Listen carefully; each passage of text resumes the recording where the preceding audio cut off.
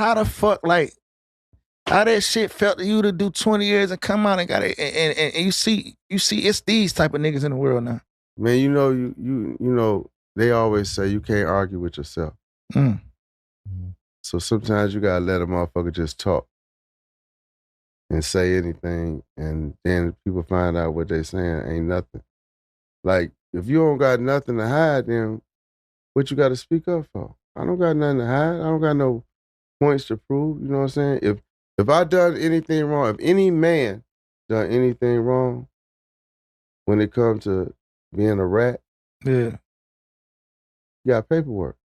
okay. Ain't no such thing as he third party. She say. Yeah, you can't. I can't say, hey, you tell for me, and they gonna give me the time up. No, because you know who got to go in that courtroom to get his time cut? You do. That's right. Yeah. And you gonna be in that. It's on the docket sheet that you going in here. Ain't no hiding that docket sheet either. Right? Ain't no hiding that. Or no sentencing transcript. You see what I'm saying? So like, you can't appoint someone to tell for you, and then what they want to call it third party, and like you get the credit for it, or they can't fuck up the case. Oh, cause he or she is fucking the DEA. You know what I'm saying? What I will say, like, when it come to me, like, I ain't used to doing a whole lot of talking anyway. You know what I'm saying? Like, not when it come to some negative shit. Yeah. I'm on positive shit. Fact. You know what I'm saying? I know that I'm going to exonerate myself because I'm an honorable man. Absolutely. Always been honorable and stand up. And those dudes that I left in them joints that took pictures with me and walked the yard with me, they the ones got the attitude. So the trolls got to deal with them. You see what I'm saying? Like, you got to deal with them, and you may not never know who that may be. Yeah. You know what I'm saying? I know who I am. I'm comfortable in who I am. I did time with the worst of the worst, and I did time with some easygoing people.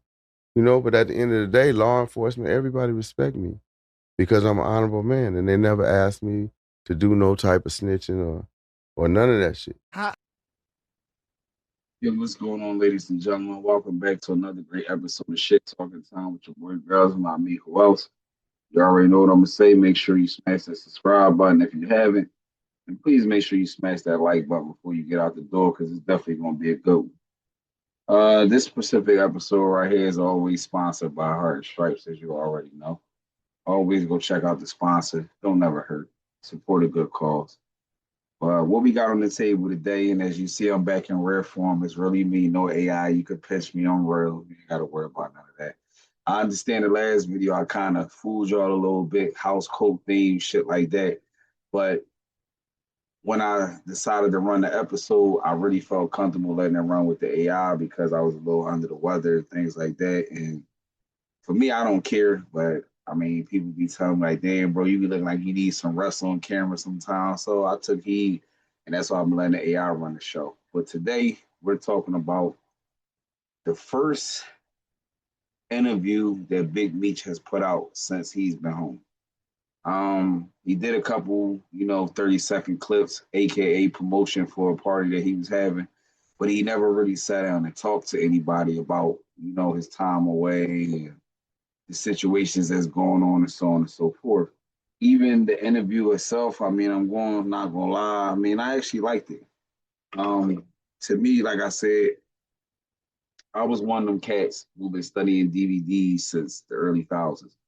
I used to, if anybody live in Philly, we used to go to, they had some dude named A&R Works. He used to sell the gangster VHS tapes. First time I seen, what's his name? Wolf from DC, Grateful Edmonds. I see that on VHS. Larry Davis, VHS. Like a lot of them, I've been studying this whole little gangster shit for quite some time. I mean, being in the streets, like they say, sometimes they tips and sometimes they're not. You know what I mean? I always just like took a liking to them. I mean, some of the time, like I tell people, some cats like the ones, they like to watch the stories because they have fascinations about the money and the women, the cars and things. To me, I liked it to watch how they was able to evade the police. That's always the stuff that I always was keyed in on and watching the documentaries.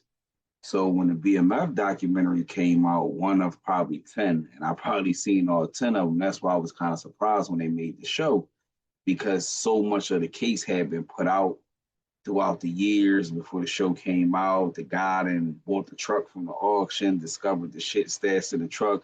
Like, it was so many details that led to their case, to where if you knew all the details, you can kind of put it together. So for me, it was kind of, what's the show gonna be about? So for me, I've been a big fan of BMF for a very, very long time. That's why all the allegations and shit kind of hurt my feelings more than anything.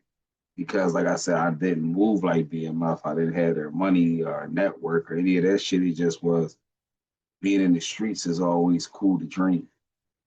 But this interview, I mean, I respect it for two reasons. One, he did it on home turf. If I'm correct, I think there definitely was all Detroit people on the platform. So at least he did grace his city with the first interview, because I know a lot of people was reaching out to him. Vlad had tons of outlets to get the first interview, and he gave it to his city. And then number two, the interview wasn't super. Actually, it wasn't fabricated at all, and that's the crazy part about it, because you can't really call him a liar when you got 60 niggas standing around you at all times. So when he tells a story or verifies a story, I'm gonna believe it every time, because how the fuck you gonna lie with all these people? So he paying all these niggas to lie? No, these street niggas. They not lying for him. And then if you listen to how he moved, he had dealings with other street niggas outside of his street niggas. So you think I'm a lie about my connect, and he out here fraud, and I'm a lie, this is he my connect, I can go get another one. So a lot of the stuff that he say, people like, oh, it's like he lying. No, I believe every word that he said is his story. And I mean, a lot of times that's what people forget out here, fuck around with this internet, thinking that the internet controls the narrative and they can make a man's true story false because the internet says what it is. I don't know. We wasn't in jail with him 20 years. We ain't see one man come home and say otherwise the way he said. You ain't had no COs get fired and leaking stories and videos and all, like, so let's be real, we can't really say what it is. So to me, I'm gonna consider that as a good first interview. I mean, of course, it wasn't the questions that everybody want to know. Of course, they didn't get the grilling. Did you tell? Did you do this? Did you bring paperwork? What's going on with the Cuffy situation? What's going on with your son drug use? Is you okay with watching that nigga spiral? Like, it's a lot of questions that I feel should have been asked for him of it, but being though that it's a home turf platform, it wasn't gonna go that way because it was too much respect. I'm not saying to ask those questions is disrespectful, because that's what the internet want. If his ass sat down with Gayle King gonna ask that nigga everything. Disrespectful, offensive. Hey, Big Meech, did anyone whistle at you in there? Did you have any little guy friend? Gayle, like a real journalist, don't give a fuck. They want to know the questions that's going to make that the world want to know. Also, a good journalist is going to get you a little angry and hot under the collar, so you can slip up and say too much or do something inappropriate to where they can get this on camera and that the world can see. So a lot of times when I look at journalism, that's what I look at. I'm a 60-minute Dateline, Gayle King, Oprah Winfrey. Like, I watch the good journalists ask questions. So to me, that's the way I feel everybody should be grilled. And then by us calling each other street niggas, we don't have a problem with asking each other nothing out in the street. So what's the difference? That's the reason why I feel that these street platforms should be so powerful, because we're not afraid to ask the questions that most people won't ask. 9 times out of 10, you got an interviewer with it. I mean, everybody in the room strapped. So you get goofy if you want to. I'm going to ask what I want to ask. If it's incorrect, you got your time to fix it. If you get tight about it, then let me know that there's some truth to it. And it also let everybody know who watched the video and the footage know that there's some truth to it. That's why you got tight. So for me, I feel that's how the situation should be. I really felt like they had, he is a legend, street legend. Can't take that away from him. He did what he did. He had what he had. He bumped shoulders with who he bumped shoulders with. Yeah, he ain't got the same money no more, but you can't take the experience from the person. To me, myself, I don't know why he isn't out trying to get himself a book deal or some other things going outside of just staying behind the scenes and just letting everybody figure out what's going on with Big Meech or where's Big Meech and all this other shit. So for that reason, that was my only little tidbit with the interviews. As far as people keep saying that he lost his stuff. No, if you watch his old interviews, I'm not saying that he has a delay with him, but the Meech that was on this interview talks just like the last Big Meech. I mean, the intelligence still seems there. He's breaking down penal codes and shit the file. So he's gonna leave that alone. A lot of people were spreading narratives that he came home and jumped right back into the same drug dude that he was into, getting high, drinking all the time, stuff like that. I mean, to me, he seemed pretty together at this interview. Um, Not how the pictures is painting him. I mean, as far as anything else, what can I say? Um, as far as the other stuff, because like what actually how I found the video was a guy was making fun, talking about, yeah, he ain't no crip, he ain't no crap. Man, honestly, at the end of the day, I know a lot of niggas that's into gang shit and didn't get their ass whooped. Didn't get beat up. I mean, honestly, at the end of the day, if you really understand gang culture, which I'm not in the gang, but I study and I do my research. If you a nigga around the way, like and you known for shooting, fucking niggas up, all that shit, they not getting jumped in shit. The gang is gracious enough to have them. So you got somebody like him walking in jail, and I mean, we can go all the way back to the many and many documentaries where they say that Lou Da Vinci was a Crip.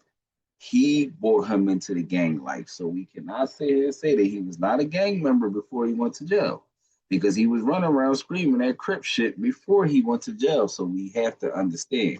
Now, if he went to jail and started screaming blood, now we can say this nigga a clown. Yeah, he this, he that, he this, he that.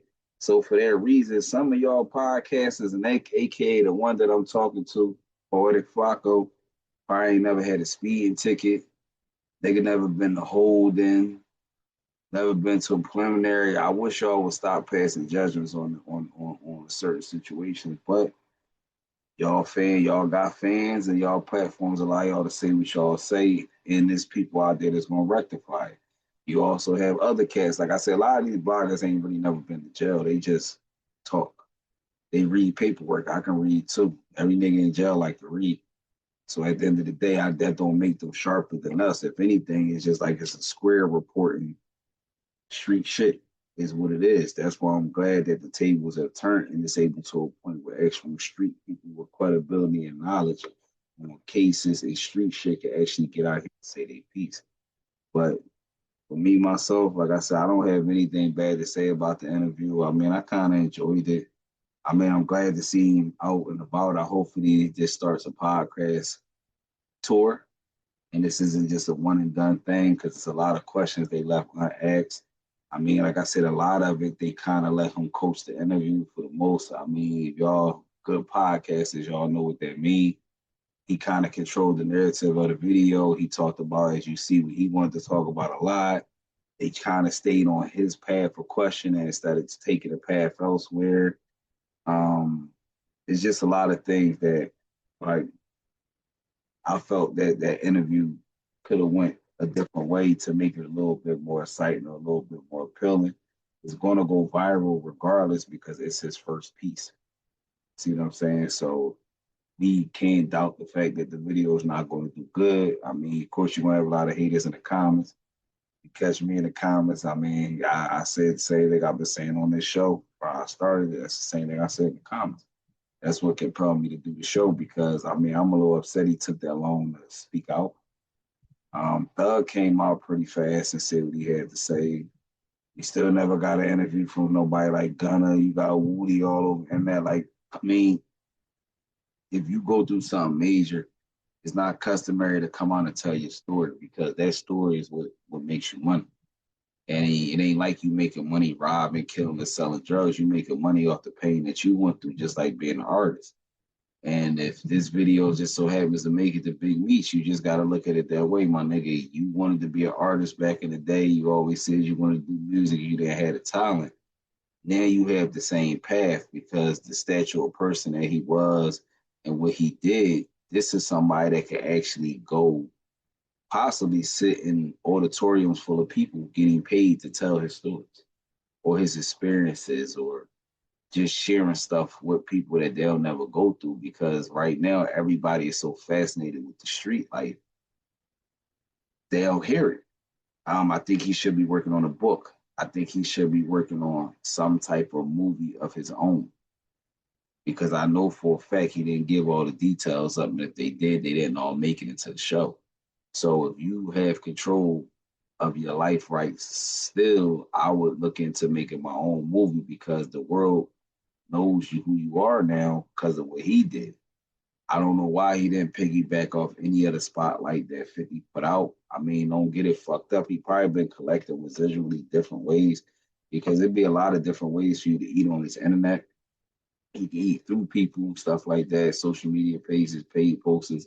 It's just a lot of ways right now to make money. And I mean, he came home at a good time so he could actually sit back because this person was able, smart enough to move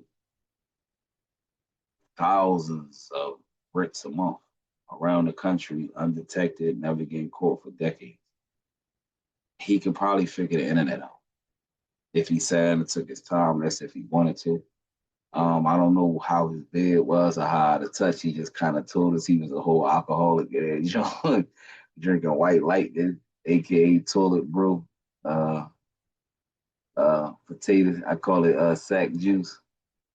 So at the end of the day, it's just it's all how life go. I mean, for me myself, um, you got so many people that talk down on him. I can't talk down on him unless he makes the same mistakes. Um, if he is able to use that hustling mind, which I tell people I do all the time, there's way more than the streets. You can duplicate the streets in many different ways. Hopefully he get messages like that and he understand and see the vision where he can have a whole nother run, but this time you do it the right way. And you do it with paperwork, work, regular bank accounts, pay taxes, all that good shit, employees, so on and so forth. Because there's still a lot of people in the world that loves him. And I tell people all the time, if he got 250,000 people in the United States that love him, that's all he need. If them 250,000 people spend $1 a month with him per month, he can eat. He'll be doing very well. If 250,000 people send him $2 a month, he's fine. See what I'm saying? So if he actually generates a product or generates something tangible that people can get behind, he could actually, do some things and he could be back on some money. I'm not gonna say he'll be worth hundreds of millions again. I don't know. I mean, it would be cool to see. Um, Definitely be cool to see, but he definitely can get back in a good position. I mean, he got a young son. His face is pretty popular and known too. I mean, they just got to put their heads together to use their success. I mean, I understand they lost a lot of steam with losing 50 Cent, but it's still a lot in the world for them if they sit down and just pay attention to what they got and work with it, work with what they got, and they'll get back to a comfortable level. For me, myself, I think they definitely have to take the drugs out the equation. I mean, they both need to be clean, focused, and on point. Once you get back to the promised land and you got people moving for you that has your best interest in keeping the money coming, then you can go back to getting high and slacking off. But right now, they both need to be focused because neither one of them can succeed without the other. And I'm gonna keep it 100. 50 Cent invested a lot of money in the little Meech, and that money is good money he invested for his dad if he paid attention. 50 Cent can talk about him all he want, but he can't delete his face. There's still a lot of people that follow him, as you see on Instagram. People are still liking his shit, following him, so on and so forth. And that's what y'all need to focus on. Not as far as the burnt money with 50 Cent that could have got made and didn't get made, or whatever the case may be, or whatever. But it is what it is. And I hope you have a bright future. I mean, I wish it for everybody because I got to tell people when you do the whole rat shit, snitching shit, whatever, okay, it's conversation. But for me and the way that my code works is what you do afterwards. So even if you told or any little weird shit, I don't do the rapist, all that shit, you know, you did to me. But if you told or, you know, did anything along those lines, and then your next life is working, taking care of your family, you ain't running around talking about, I was about to shoot this nigga, I had to fuck this nigga up, like all that part to me is dead. But if you relinquish all rights to the streets, it's just like being in the gang to me, dropping your flag. You drop your flag out here and go be a straight civilian, nothing but a civilian. Oh, I still got some rap for you. I still talk to you shit like that. I ain't gonna shun you and blackball you. But if you do it, and then you still run around out here talking about you him, you a demon, you on demon time. Oh no, nigga, now I'm a rat you to the death, bro, because that's not cool. I mean, when we come out here in these streets, we take an oath, just like the cops. We ain't telling on nobody. We ain't supposed to be getting over on niggas. And a lot of niggas break the oath. That's the problem why a lot of niggas feel comfortable doing it later on, because we watch niggas break the oath every day. Women and children died. Niggas shot at niggas' moms. Niggas shot up cribs full of family members. Niggas broke the code every day. So in my city, I don't feel it was, but I still follow. So when I had my first person that actually made that mistake, and I mean, he did exactly what I'm telling you. I bumped into him. What you do, bro? I got a construction job. Me and my family moved out here. You know, I'm working on my son sports career, normal shit. He ain't running around the block. He ain't running around trying to bust moves. He ain't lying this. He ain't doing that. Regular person. I can respect that. That's a civilian. And if you're comfortable being a civilian, why not? But in these type days, Big Meech don't understand. And these type people lifestyles, they don't have to play the civilian role like the common person, because they're known for being drug kingpins. That means you are the hierarchy of the street. You can't take that away. Um, yeah, you can't take it away. So anything they do is going to be street life. And once, if you pay attention, it's going to be just like street. But the only thing is, these bricks is legal. Yeah, you got to buy it. Ain't nobody going to front you. You're going to put your product out, and somebody going to buy your product, and you're going to make back a hell of a markup. Same as that program. See what I'm saying? So to me, that's a businessman. That's still a civilian. But if he run around talking anything about up in choppers and all this old weird shit, then no, I'm gonna lose all interest in him until everything is straight or look 100%. No allegeds, no people pointing fingers, no none of that, because it just doesn't look good. So, you know, wish that man the best. I mean, like I said, he did do then at 30 years of his life in jail. Like I tell people all the time, I mean, shit, the nigga, it just sound weird to me, because if he told on someone or cooperated on someone and still did all that time, was it worth it? Still did all his time. Even on the podcast, he break down the programs he got in to get time off and so on and so forth. Sounds to me like he did his regular time. See what I'm saying? He said he got 70 years old. I don't think he gonna put. I would not think that he would put one of his best friends in jail for the rest of their life for 7 measly years. I highly doubt. I would hope not, cause 7 years you in there, bro. That ain't shit. He do that stand on his head. You already been there, dub something. I don't think he gonna get to the last 7 and then now he wanna go home so bad he gonna turn this man in. So I don't know. I don't know. I mean, I'm not nobody's lawyer. I don't know nobody's family to corroborate none of these stories. I don't even know none of the parties. Unlike most of these niggas, I'm gonna keep it 100. I'm just a guy that, read a bunch of information, know how to input it, know how to make it make sense, and I report what makes sense, and that's all we do. We don't play the algorithm at all. No clickbait, no bullshit.